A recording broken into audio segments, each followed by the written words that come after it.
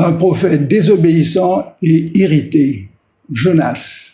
Chers frères, chères sœurs, chers amis, nous vous accueillons à l'écoute du message de ce dimanche. Nous allons parler du livre de Jonas. Nous avons choisi comme titre un prophète désobéissant et irrité, Jonas. Vu que le livre de Jonas contient des éléments qui relèveraient du fabuleux, par exemple, ce gros poisson qui vient happer un homme jeté à la mer lors d'une tempête terrible, il a été avancé que ce livre est une parabole, sinon de la pure fiction, et que Jonas serait un caractère légendaire. Eh bien, ces idées ne tiennent pas la route, parce que Jonas a bel et bien existé. Car Jonas est mentionné dans un autre livre de la Bible. Dans 2 Rois, au chapitre 14, il est dit que l'Éternel Dieu, le Dieu d'Israël, avait prononcé une parole par son serviteur Jonas, le prophète, fils d'Amittai. Sa fonction est citée. Jonas était prophète. Le nom de son père également, Amittai. Le nom de son lieu de naissance, son village est même mentionné, Gath-Hépher, qui se trouvait en Galilée, à 3 kilomètres au nord-est de Nazareth. C'était à l'époque du règne de Jéroboam II, roi à Samarie en Israël. Jonas était prophète. Il est mort 5 ans avant l'invasion d'Israël par les Assyriens en 722 avant Jésus-Christ. Par ailleurs, ce livre ne peut être une parabole, car les paraboles ne font pas état de miracle. Or, ici, nous en avons une bonne douzaine. En plus, de vraies personnes sont mentionnées, ainsi que les noms de vrais lieux. Par exemple, Japhos, Tarsis, Ninive. Le meilleur argument qui démolit ces idées farfelues à l'effet que le livre de Jonas, c'est de la fiction, un mythe ou un récit symbolique, et que Jésus a pris ce texte de la parole de Dieu avec tout le sérieux qu'il mérite. Jésus a associé un événement de la vie de Jonas avec l'événement le plus spectaculaire de sa propre vie en tant que Messie du monde entier. Il est bon de rappeler que Jésus est la mesure de tout. Donc, recherchons ce que Jésus a dit, ses commentaires, ses remarques, ses conclusions. Et nous serons situés sur la véracité des livres de la Bible hébraïque que Jésus utilisait. Non seulement Jésus était de Nazareth, donc il connaissait le village de Jonas, mais Jésus authentifie Jonas pour avoir lu le rouleau de Jonas, car il le cite pour confirmer le plus grand des miracles, sa propre résurrection. Comme preuve que Jésus connaissait bien les Écritures, vous vous rappelez comment à la synagogue de Nazareth, il s'est levé pour faire la lecture. Il a pris et il a déroulé le rouleau d'Ésaïe pour chercher le texte pour sa prédication. Plus tard, après sa résurrection, Jésus a instruit ses disciples en citant de mémoire Moïse, les prophètes et les psaumes. Autre point à retenir, le livre de Jonas n'est pas une prophétie comme les autres livres prophétiques de la Bible. Il ne contient pas de prophétie contre Israël ou Juda. Ce n'est pas le même genre de prophétie qu'Ésaïe, Ézéchiel ou Jérémie par exemple. Mais le livre est une narration qui mentionne une unique mission en moins d'une vingtaine de mots. Une publication précise ordonnée par Dieu à son prophète. La première fois, le prophète reçoit cette mission de Dieu, qui se lit ainsi: « Lève-toi, va à Ninive, la grande ville, et crie contre elle, car sa méchanceté est montée jusqu'à moi. » Fin de citation. Jonas est désigné comme l'envoyé de Dieu pour parler en son nom. Et Dieu révèle à Jonas le pourquoi de sa mission. La méchanceté des Ninivites a atteint un tel point que le jugement va tomber. Jonas doit crier contre la méchanceté de Ninive. C'est la volonté de Dieu de les prévenir à cause de sa miséricorde. Jonas est personnellement porteur de ce message, un étranger qui a certainement eu vent des atrocités perpétrées par les Ninivites. Or, Jonas décide d'aller dans la direction opposée à celle que lui ordonne Dieu. Ninive est à l'est d'Israël, mais Jonas décide d'aller à l'ouest, à Tarsis, situé à l'autre bout de l'Espagne, le point le plus éloigné de Ninive. Cette décision de Jonas fait, pour le moins à nos yeux, une tache sur l'honneur de Dieu. Au chapitre 1er et au verset 3, nous lisons, et je cite, « Et Jonas se leva pour s'enfuir à Tarsis, loin de la face de l'Éternel. Il descendit à Jaffo, qui est sur la côte de la Méditerranée, et il trouva un navire qui allait à Tarsis. Il paya le prix du transport et s'embarqua pour aller avec les passagers à Tarsis, loin de la face de Dieu. » Fin de citation. Le prophète prend la fuite dans le but de ne plus être dans la présence de Dieu. Chers amis, est-ce possible de fuir Dieu? Écoutons ce que nous dit le psalmiste. « Où irai-je loin de ton esprit, et où fuirai-je loin de ta face? Si je monte aux cieux, tu y es. Si je me couche au séjour des morts, t'y voilà. Si je prends les ailes de l'aurore et que j'aille habiter à l'extrémité de la terre, là aussi ta main me conduira et ta droite me saisira. » Fin de citation. A-t-on jamais vu un homme de Dieu refusant de se plier en toute humilité et en toute révérence à la volonté de l'Éternel Dieu? La désobéissance de Jonas est délibérée devant un appel urgent que Dieu donne à l'homme de son choix. Et Dieu ne va pas donner cette mission à quelqu'un d'autre. Or, Dieu a affaire à un prophète récalcitrant, rebelle, désobéissant. Est-ce possible? Un homme de Dieu qui reçoit la parole de Dieu et un ordre bien clair.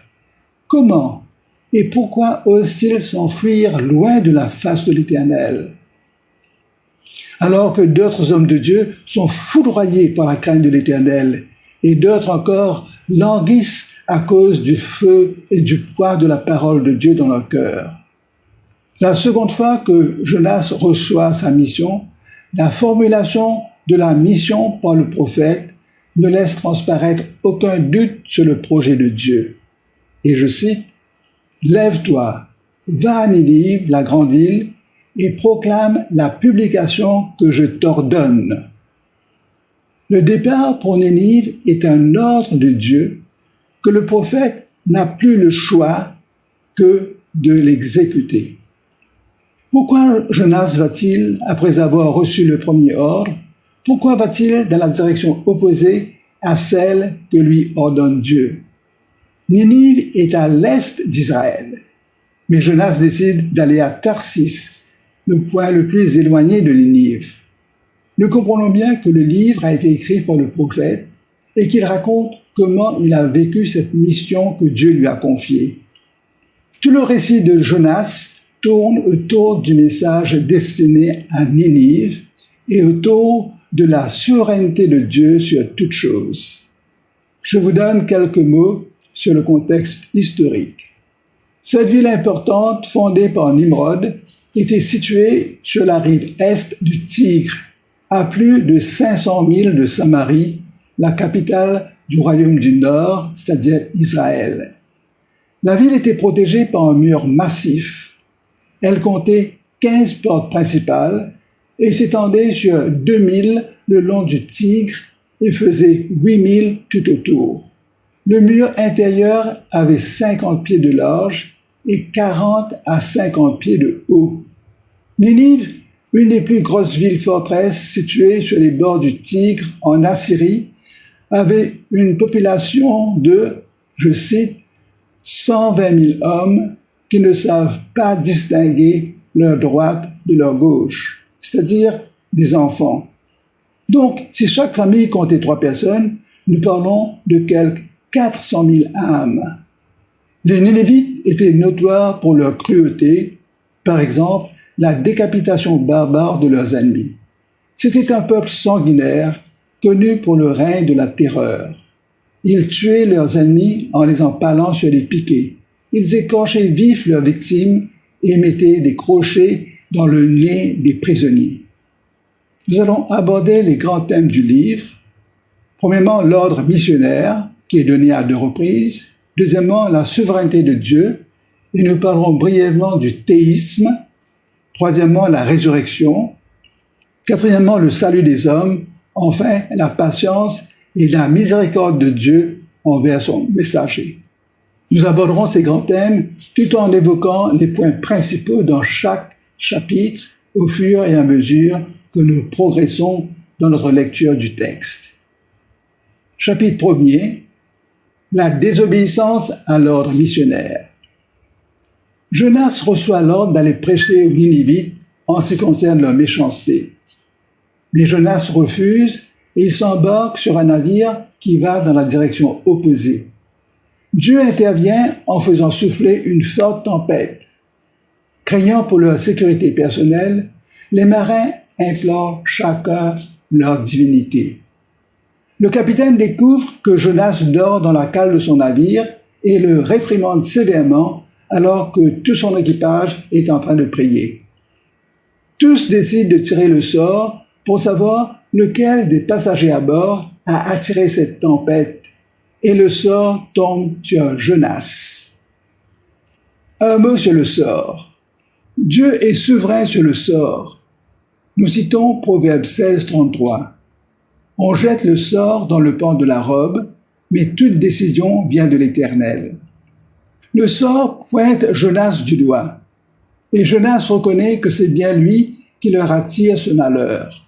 Lui qui est désigné par Dieu pour offrir le bien et le bonheur aux Ninivites, eh bien, il devient la cause du malheur potentiel de l'équipage du navire en route pour Tarsis. Un premier résultat possible de la désobéissance de Jonas, c'est la noyade, la perte de l'équipage et des passagers.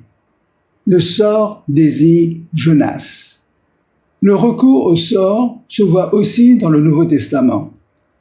Dans le livre des Actes, au chapitre 1er et au verset 23 à 26, la désignation de Matthias en remplacement de Judas se fait par le tirage au sort entre Joseph, appelé Barsabas, et Matthias pour être témoin de la résurrection de Jésus. Cet acte fait partie des prières des apôtres.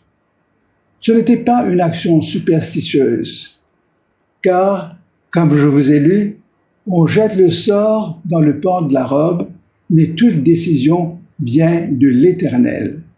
Et cela nous ouvre la voie pour aborder un premier grand thème du livre, à savoir la souveraineté de Dieu. La souveraineté de Dieu. Dieu est en contrôle de tout, et c'est sa volonté qui prime en toutes circonstances. À titre d'exemple, dans ce livre, nous allons mentionner une bonne douzaine de points. En fait, nous allons mentionner 16 points. Premièrement, nous voyons que Dieu est en contrôle de la nature, par exemple la tempête. Deuxièmement, le tirage au sort. Ensuite, le calme quand Jonas est jeté à la mer. La noyade de Jonas.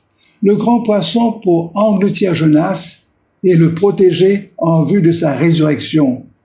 La résurrection de Jonas. Le grand poisson qui vomit Jonas sur la plage. L'obéissance de Jonas et l'exécution de sa nouvelle mission. La proclamation percutante du message de Dieu à Ninive. La conviction des Ninivites par la parole proclamée. La repentance nationale des Ninivites, leur culpabilité. Le ricin qui pousse pour protéger Jonas. Le ver qui fit sécher le ricin. Le vent du désert. Et la délivrance des Ninivites par Dieu. Cette longue liste nous prouve qu'en effet, Dieu est en contrôle de tout, de la nature, du cœur de l'homme, de sa désobéissance comme de son humiliation, du royaume animal jusqu'au petit ver qui dessèche le ricin. Rien n'est du hasard ou de la coïncidence. La souveraineté de Dieu est notre grande bénédiction. Et je voudrais ajouter un mot sur le théisme. Il y a deux systèmes de pensée, le théisme et le déisme. Quelle est la différence entre ces deux systèmes?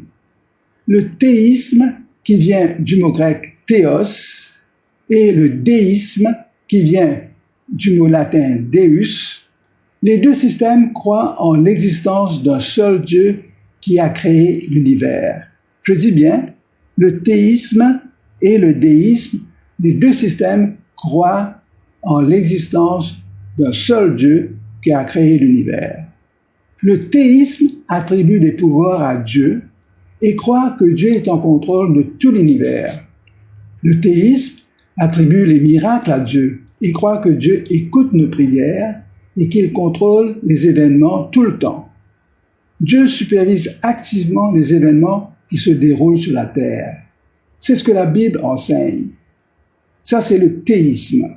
Mais le déisme, bien qu'il croit que Dieu a créé l'univers, mais le déisme croit que Dieu a créé les lois naturelles qui maintenant gouvernent l'univers sans l'intervention de Dieu.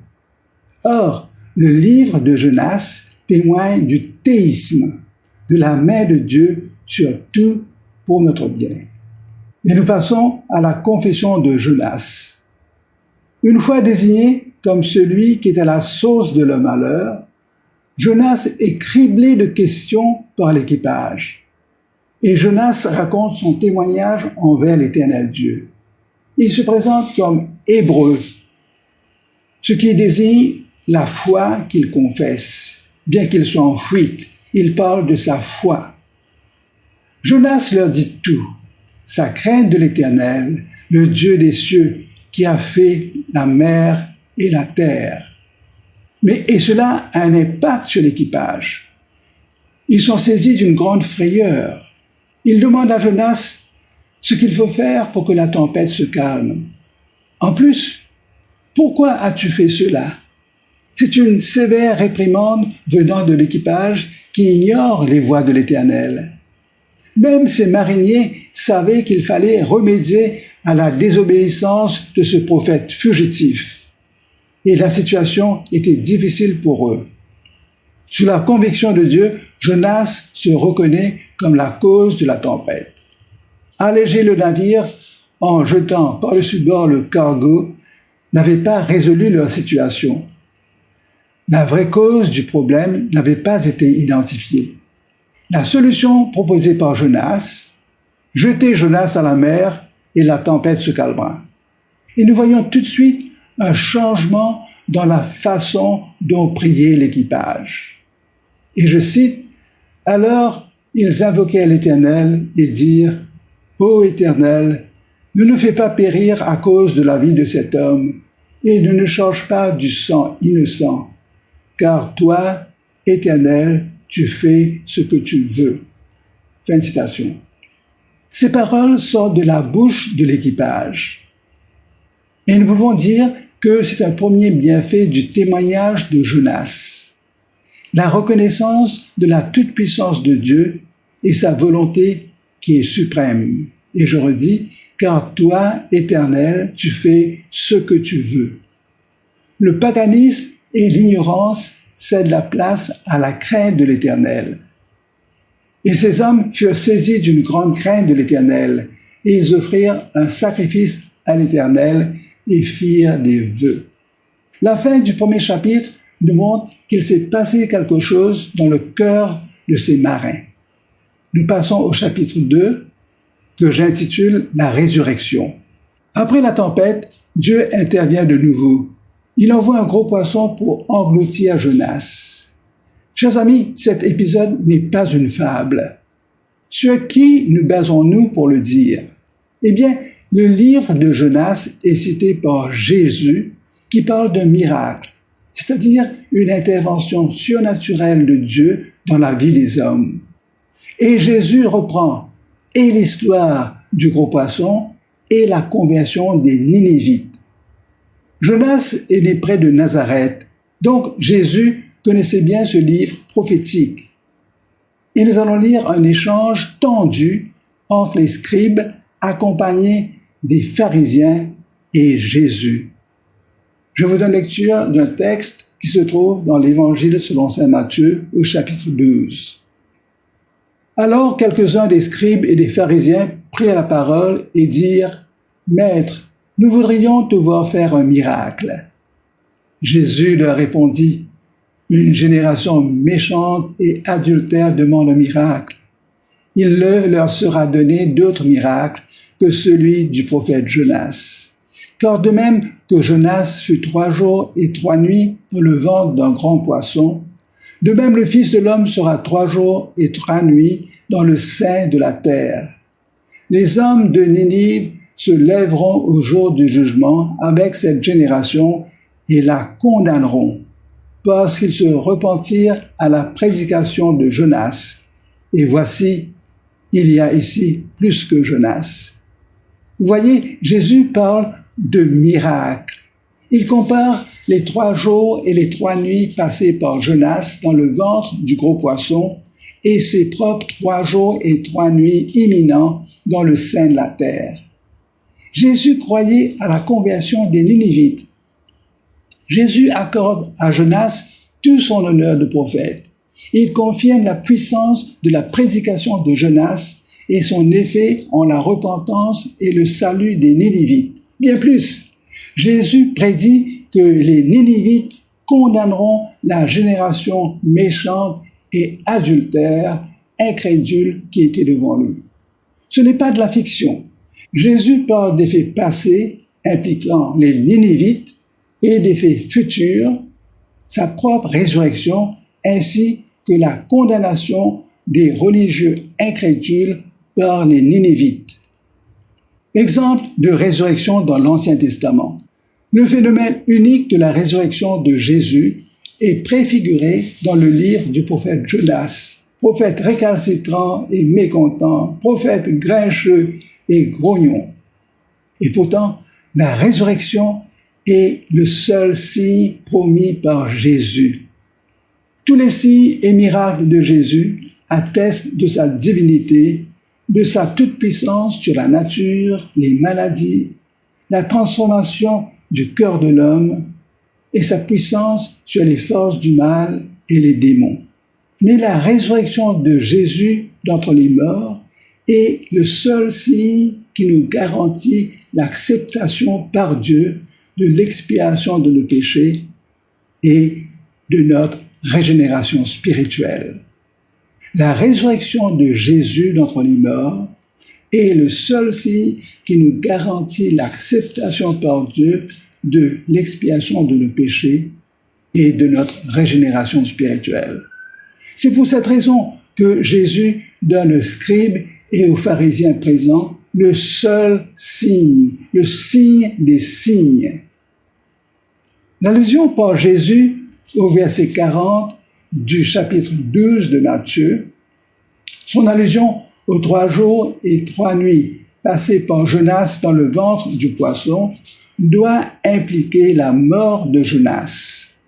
La mort est une nécessité pour la résurrection comme Jésus l'entend.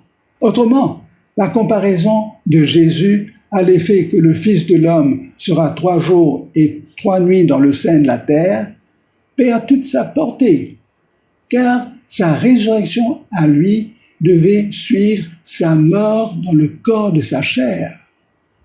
Si Jonas a simplement survécu sa noyade dans le ventre du poisson, s'il est demeuré vivant pendant 3 jours et 3 nuits, alors Jésus affaiblit et Jésus diminue la signification de sa propre mort, qui n'aurait été qu'une survie dans un état de faiblesse après sa crucifixion, et non pas la mort réelle qui est le salaire du péché.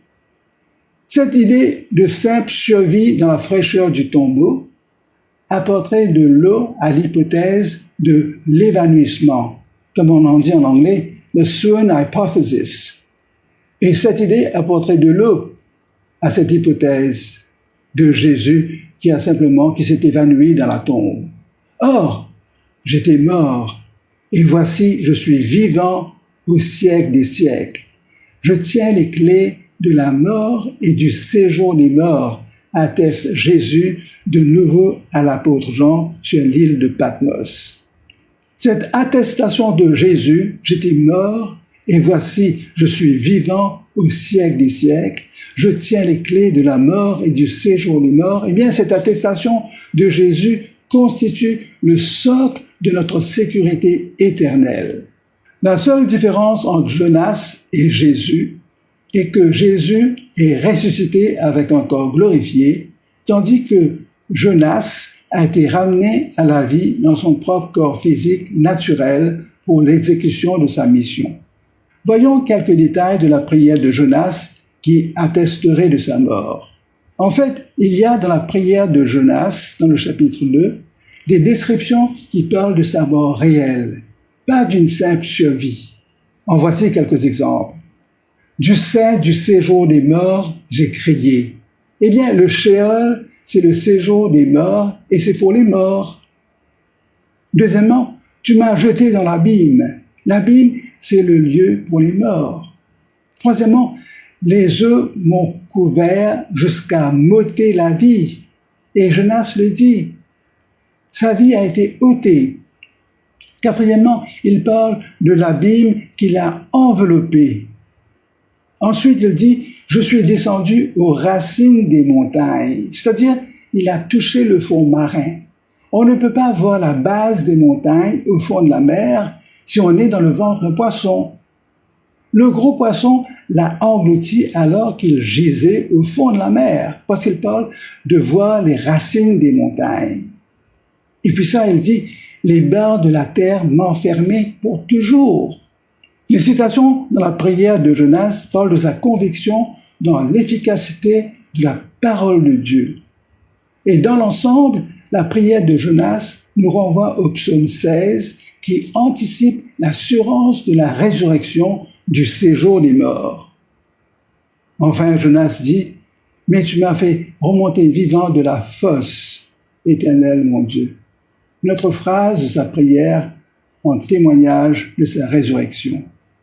Donc, le chapitre 2 parle de la résurrection de Jonas comme un fait que Jésus cite comme une figure de sa propre résurrection, ce qui démolit toutes les hypothèses de fables et de fiction concernant le livre de Jonas. Nous passons au chapitre 3, l'exécution de l'ordre missionnaire et le salut des Ninivites. Au chapitre 3, nous voyons le renouvellement de l'ordre missionnaire qui est un des grands thèmes du livre. Et je cite, « Lève-toi, va à Ninive, la grande ville, et proclame-y la publication que je t'ordonne. » Obéissance prompte du prophète, message amplifié. Et je cite, « Jonas fit d'abord dans la ville une journée de marche. Il criait et disait, « Encore 40 jours et Ninive est détruite. » Fin de citation. Voici l'impact de la prédication de Jonas. Les Ninivites croient au message de Jonas. Un jeûne est publié. Tous se revêtent de sacs et s'assoient dans la cendre. C'est un signe de la repentance. Le roi se donne un exemple. Il quitte son trône, enlève son manteau royal et s'humilie. Il y a la publication de l'ordre royal pour un jeûne national incluant le bétail. Ils font des supplications à Dieu. Il y a l'abandon de leur mauvaise voie et de leurs actes de violence. Nous voyons l'espérance du pardon et la miséricorde de Dieu. Dieu voit leur humiliation et leur repentance. Dieu répond à leurs supplications et à leur obéissance. Dieu accorde le salut à Ninive. Nous voyons une implosion spirituelle, l'écroulement du mal à l'intérieur de la citadelle de la méchanceté. Et nous remarquons en plus qu'il n'y a aucun sacrifice qui n'est offert par les païens. Il n'est question que de leur foi et de leur espérance dans la miséricorde de Dieu. Donc, nous pouvons dire, c'est mission réussie pour Jonas. Gloire à Dieu pour le miracle de la repentance qui est l'œuvre de l'Esprit de Dieu, comme nous dit le prophète Jérémie. Et je cite, « Mais si cette nation sur laquelle j'ai parlé revient de sa méchanceté, je me repens du mal que j'avais pensé à lui faire. » Fin de citation. Voici quelques leçons pour nous. Premièrement, il faut entendre et croire à la parole de Dieu. Deuxièmement, il faut agir en toute humilité et être conscient que nous avons offensé Dieu dans sa sainteté. Troisièmement, le jeûne est observé à cause du péché, mais aussi contre le péché. Enfin, il faut porter les fruits de la repentance et non pas simplement se détourner de ces mauvaises voies. Nous passons au chapitre 4, Dieu compatissant et miséricordieux. Comment Jonas accueille-t-il ce miracle de Dieu? Voici ce que Jonas écrit, et je cite, « Cela déplut fort à Jonas, et il fut irrité. » Le salut des Ninivites provoque un grand mécontentement et une irritation chez le prophète. Il demande à mourir 3 fois après la repentance des Ninivites. Jonas semblait disposé et prêt à tout, sauf le salut des Ninivites. D'ailleurs, il le dit, « C'est ce que je voulais prévenir en fuyant à Tarsis. » Le motif de sa désobéissance, nous la lisons au verset 2 du chapitre 4. Et je cite, « Il implora l'Éternel et dit, « Ah, Éternel, n'est-ce pas ce que je disais quand j'étais encore dans mon pays? C'est ce que je voulais prévenir en fuyant à Tarsis, car je savais que tu es un Dieu compatissant et miséricordieux, lent à la colère et riche en bonté, et qui te repent du mal. » Fin de citation. Jonas connaissait le caractère de Dieu. Il voulait, par sa fuite à Tarsis, empêcher que les Ninivites se repentent devant Dieu. Il en voulait à Dieu pour la délivrance des Ninivites. La compassion de Dieu. Dieu a la volonté de sauver les pires pécheurs, ou comme dit l'apôtre Paul, le pire des pécheurs. L'amour de Dieu ne dépend pas de notre performance religieuse, ni de nos mérites spirituels. Les Ninivites étaient insensibles, quoique pas inconscients de leurs offenses envers Dieu. Et pourtant, dans sa miséricorde, Dieu décide de mettre un terme à leur folie. Son plan pour exécuter sa miséricorde, Dieu leur envoie un homme, un étranger, un rescapé des eaux, un grognon. Mais par sa toute puissance, toute une ville se repent. Le mal implose sous l'effet de la repentance et la vie des Ninivites est sauve.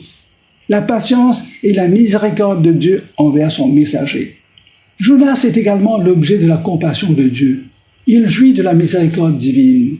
Le gros poisson comme le ricin prouve la grâce de Dieu envers lui. Mais il en voulait à Dieu de la délivrance des Ninivites. D'ailleurs, il avoue ses faiblesses d'homme. Cela fait dire à un commentateur, et je cite, « Jonas était jaloux de la miséricorde de Dieu. » Fin de citation. Nous voyons au chapitre 4 la récalcitrance répétée du prophète, malgré son humiliation au chapitre 2. Son obéissance de remplir sa mission dans le chapitre 3 est ternie par son mécontentement à témoigner de la délivrance de ceux que Dieu aime. Au verset 9 du chapitre 4, il fait preuve d'insolence et justifie son irritation quand Dieu lui demande s'il fait bien de s'irriter à cause de la mort du ricin. Jonas répondit, et je cite, « Je fais bien de m'irriter jusqu'à la mort. » Fin de citation. Nous voyons en Jonas un prophète capricieux qui veut voir primer sa volonté, la mort des Ninivites, sur la volonté de Dieu qui est le salut de tous les pécheurs repentants. Voici le résumé du message. Le prophète Jonas raconte son histoire après l'avoir vécue. Cependant, il partage certains détails et démontre des attitudes qui ne font pas honneur à un prophète, des choses qui dérangent le lecteur qui en prend connaissance. Comment Dieu peut-il tolérer un prophète désobéissant et grognon? Toutefois, nous aurions tort de faire le procès de Jonas, alors que Jésus le reconnaît comme le prophète avec qui il se compare pour ce qui est du plus grand miracle qui soit, la résurrection, la victoire sur la mort, l'ennemi de notre âme. Voici une question pour nous. Le prophète a-t-il été inspiré pour faire son vrai portrait que Dieu a, dans sa sagesse, conservé pour que nous nous y regardions comme dans un miroir? C'est la volonté de Dieu qui prime, car Dieu est souverain, est en contrôle de toute sa création. Sa grâce et sa compassion s'étendent envers tous ceux qui se repentent, car il désire le salut de tous, sans exception. En d'autres termes, les Assyriens et les Israélites avaient tous les deux besoin du même Messie, du même Sauveur. Deuxièmement, lorsque les gens se détournent de leur péché et se tournent vers Dieu, la colère de Dieu s'apaise. Notre péché nous qualifie pour la perdition complète, mais Dieu nous donne une période de temps pour nous repentir et nous tourner vers lui comme l'avaient fait les Ninivites. Troisièmement, nous ne pouvons jamais présumer que quelqu'un est spirituellement irrécupérable, qu'il est allé trop loin de Dieu. Les Assyriens qui écorchaient vifs les gens et les laissaient brûler dans le désert ont été l'objet de la compassion de Dieu. Enfin, écoutons l'étonnement de Dieu devant l'attitude de Jonas. Et l'Éternel dit, « Tu as pitié du ricin qui ne t'a coûté aucune peine et que tu n'as pas fait croître, qui est né dans une nuit et qui a péri dans une nuit. Et moi, je n'aurai pas pitié de Ninive, la grande ville dans laquelle se trouvent plus de 125 000 hommes qui ne savent pas distinguer leur droite de leur gauche et des animaux en grand nombre. Connaître Dieu et son cœur. Jonas le connaissait-il? Certainement. Et je cite, « Quand je savais que tu es un Dieu compatissant et miséricordieux, lent à la colère et riche en bonté, et que tu te repens du mal. » Fin de citation. Et Jonas connaissait aussi l'effet de la prédication sur le cœur de l'homme. Et je cite Ésaïe, « Comme la pluie et la neige descendent des cieux, et n'y retournent pas sans avoir arrosé, fécondé la terre et fait germer les plantes, sans avoir donné de la semence au semeur et du pain à celui qui mange. Ainsi en est-il de ma parole qui sort de ma bouche. Elle ne retourne point à moi sans effet, sans avoir exécuté ma volonté et accompli mes desseins. » Fin de citation. Je vous invite à prier.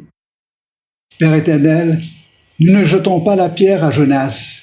Nous te disons merci pour la révélation dans ta parole inspirée. Malgré les questions difficiles que ce livre soulève, nous savons que tu es souverain et que tu demeures en contrôle de tout ce qui nous concerne. Cela nous rassure et nous réjouit que notre avenir et notre sécurité sont entre tes mains.